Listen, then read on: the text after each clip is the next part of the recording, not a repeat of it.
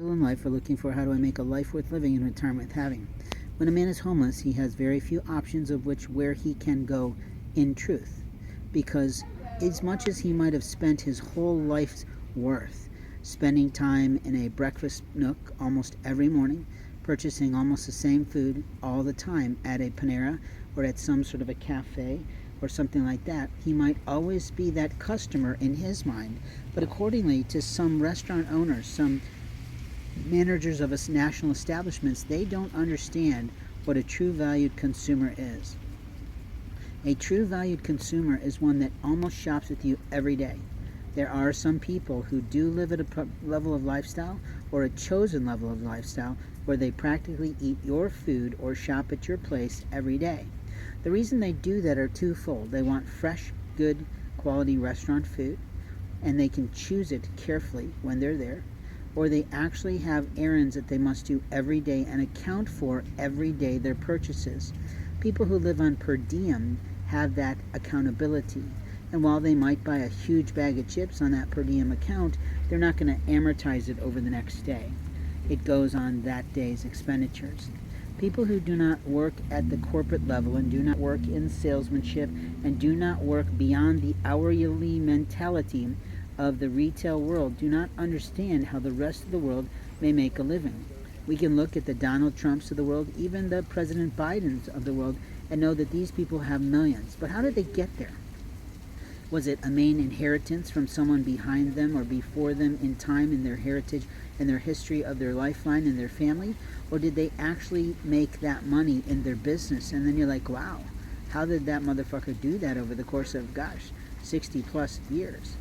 You see, we can always be fascinated by fame and fortune, but if we don't know what our fortune is in life, if we don't know what our why is in life, then we're not going to attain the level of life that we're looking for. There are plenty of panhandlers that want to make fun of me as a person who is homeless, who once had a marvelous life.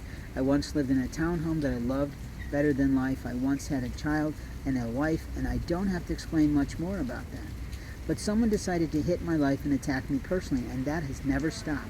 And what I've discovered about people is once you share a little bit of your story with them, a little bit of your rigmarole, a little bit of what's really happened to you that has really damaged your soul, they don't want to help raise you up. Most people seem to want to help bring you down.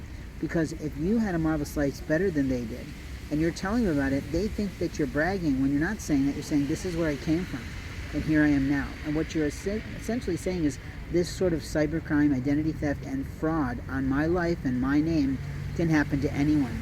It can also be perpetrated by anyone, even motherfucking police officers or law enforcement of our American land. They just have to decide they don't like you, and then they do whatever they like to. But here's the deal. That is a total violation of international treaties that are very real to the rest of the world and the United Nations. There is also a violation of federal law, which is not correct at all. We don't have the right to keep violating other people's rights and taking away their human dignities. That is something that America in general is leading the world in fighting against, are these atrocities. And when we don't listen to people, we don't understand where they're going. But when we presume to know their life after we've not really been a part of their life at all for weeks, for months, for years on end, it is a fool's errand to try to tell someone that they don't work for someone. You don't have any understanding, motherfuckers, of who a person works for, what they have to do in order to attain that job, what their marketing portfolio needs to be for their professional or personal brand, as we call it. And brand image is very important today. And even though I may not be able to wear the suit and tie like I used to, because partially they don't fit, and someone else stole my favorite tie, but it was a dragon on it, but the reality is, in life, we have to be willing to say, hey, that's not yours, don't touch it. When we see someone trying to steal something, we have to be willing to say, hey, stop hurting that person when we see some abuse. But there are too many people that are collect together in color that want to harm people, that want to be unreal, that want to be difficult, that want to say things with zeal, and that's not fair to them.